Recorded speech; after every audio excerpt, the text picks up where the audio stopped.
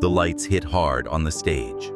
The crowd cheered as Stephen Colbert walked out in his signature suit and smug grin. "Ladies and gentlemen," he announced dramatically, "tonight we've got the man who wants to colonize Mars, while half of us still can't get a signal in our basements."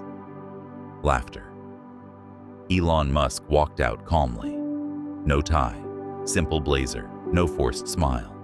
They shook hands, barely. Stephen didn't wait. "So Elon," he said, sitting down and flashing his signature smirk, "let's talk about your little robot army, your exploding rockets, and how you somehow still manage to sell hope like it's stock." The audience laughed again. Elon smiled lightly, saying nothing. Stephen leaned in. "Honestly, what does it feel like knowing some people think you're more of a supervillain than a CEO?" Elon blinked slowly. "I think that says more about the people than it does about me." The studio went quiet for half a beat. Stephen waved it off. "All right, well, this got heavy.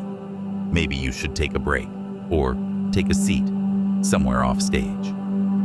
Laughter again, but less certain. Elon stood. The camera panned wide, expecting him to leave, but instead, he turned back toward the mic.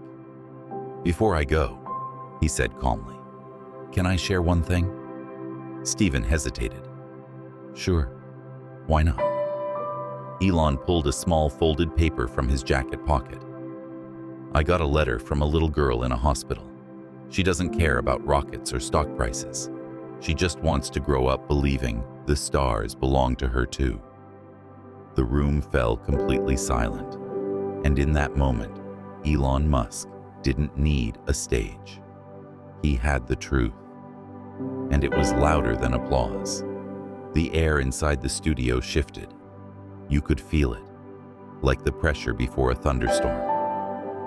Stephen Colbert leaned back, unsure what to say. His cue cards suddenly felt useless in his hands. Elon stayed standing, holding the folded letter like it was more fragile than any spacecraft he'd ever launched. "I've never met her," he said softly. "Her name's Ava. She's 9. She drew me a picture of a rocket with her name on the side, because she thinks one day she'll ride one." He looked around the crowd. "She doesn't care if I'm awkward on Twitter. She just wants to believe she belongs somewhere bigger than her hospital room." No one laughed. A few people in the audience wiped their eyes. Stephen looked stunned, his hands clasped together, elbows on the desk, suddenly silent. "So," Elon added, "if being on this show means people like her feel smaller, then yeah, maybe I should leave." He placed the letter on Stephen's desk and walked off stage. No music, no commercial break, just silence. Then, slowly, a single clap, then another, until the entire audience was on their feet. Standing ovation. Phones were already out. Clips hit Twitter, TikTok, Instagram. Elon Musk silences late-night host with heart.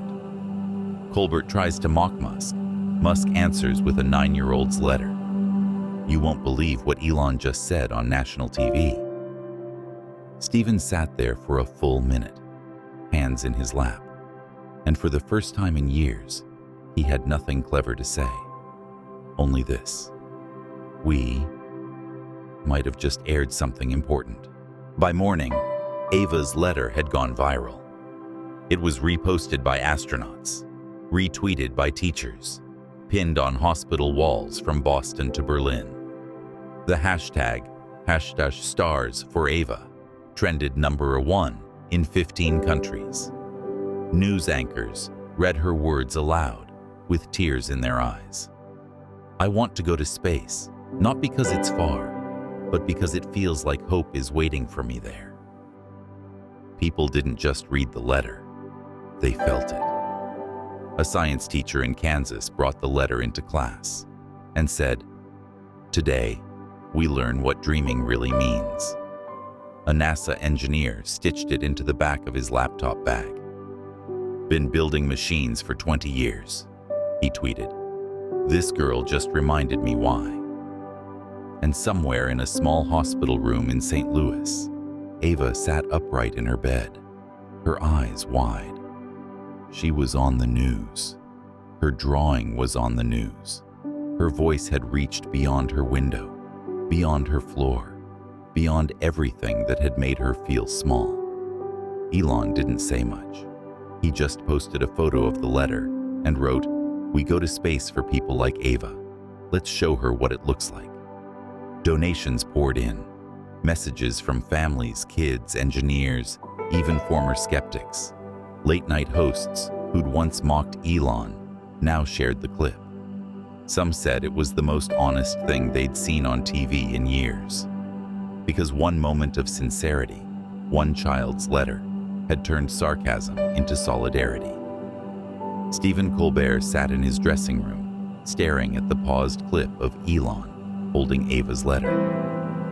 It had been 36 hours since the show aired, but it felt like a year.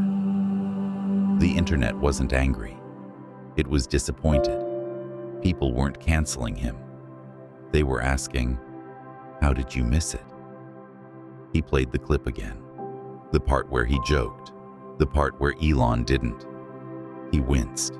A soft knock on the door. His producer peeked in. "We've had over 500 letters, mostly from kids." Stephen rubbed his face. "I don't want to read them on camera." The producer nodded. "That's not what they want. They want you to listen." That night, Stephen opened his show differently. No band, no jokes, just him. And the letter, framed and centered on the desk. "I've made a living out of being sharp," he began. "Sometimes too sharp. And 2 nights ago, I cut into something I should have protected." He paused, held up Ava's drawing. "This isn't just a rocket. This is every kid who's ever wanted to dream beyond their neighborhood." He looked into the camera, eyes wet. "Elon Musk, if you're watching, you didn't just change the conversation. You gave it purpose." A standing ovation, not from an audience full of applause signs, from people who felt it. And somewhere in the crowd, a hand held up a sign. "Let's build Ava's rocket, together." 2 weeks later, under the glow of the SpaceX hangar lights, Stephen Colbert walked across the polished concrete floor, suit jacket folded over one arm, awe in his eyes. Elon greeted him with a simple nod. No cameras, no stage lights, just 2 men standing beside a real, full-scale rocket.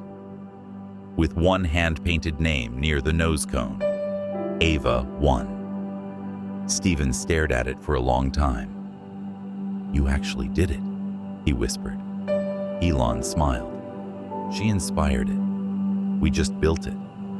Together, they launched Project Skyletter, a nationwide initiative to give underprivileged kids access to STEM education, zero-gravity experiments, and a chance to send messages to space. "If you could send one sentence to the stars," the campaign asked, "what would you say?" Thousands responded, from first graders in Detroit to teen coders in Manila, from children in refugee camps to kids recovering in hospitals. One boy wrote, "Tell the universe I'm coming." The first test capsule of Skyletter launched in silence. No fireworks, no PR blast. But within days, schools across the country were adding Space Letter Hour to their schedules. Stephen hosted a special segment on his show. No audience, no punchlines, just kids reading their messages to the stars. And Elon? He watched from behind the camera, arms crossed, saying nothing. Because the moment didn't belong to him. It belonged to the girl who dared to dream from a hospital bed. And to everyone who finally realized her dream was big enough for all of us. 1 year later, a crowd gathered in a desert clearing just outside Boca Chica. Kids held hand-painted signs. I wrote to space, "Dear future me, I'm proud of you." Teachers, parents, engineers, and dreamers stood together under a sky so wide it felt like it could swallow doubt whole. A massive screen counted down from 10. Elon Musk stood quietly at the edge, hands in his pockets, sunglasses on. Stephen Colbert stood next to him, no script in hand, just watching. This was the launch of Eva 1's final mission, a payload capsule carrying 100,000 letters, written by children, set to orbit Earth for 7 years. Among them, the original, Eva's letter. I want to go to space not because it's far, but because I believe hope lives there. As the engines roared to life and flames lit the launch pad, the crowd erupted into cheers. Some cried, some stood in reverent silence. Above them, the rocket climbed, faster, higher, lighter. Stephen looked over at Elon. "You know," he said, voice shaking slightly, "I used to think heroes had capes or closing punchlines." Elon smiled, eyes still on the sky. "They just need to listen, really listen." Back in her hospital room, now decorated with stars and wires, Eva smiled as she watched the rocket disappear into the clouds. A nurse handed her a tablet. A message had just come in from NASA. "When you're ready, we'll be waiting," she whispered. "I'm going." And somewhere in the silence of space, among metal and memory, ink and intention, the stars whispered back. If this story touched your heart, don't forget to like, comment, and share. Subscribe for more inspiring stories.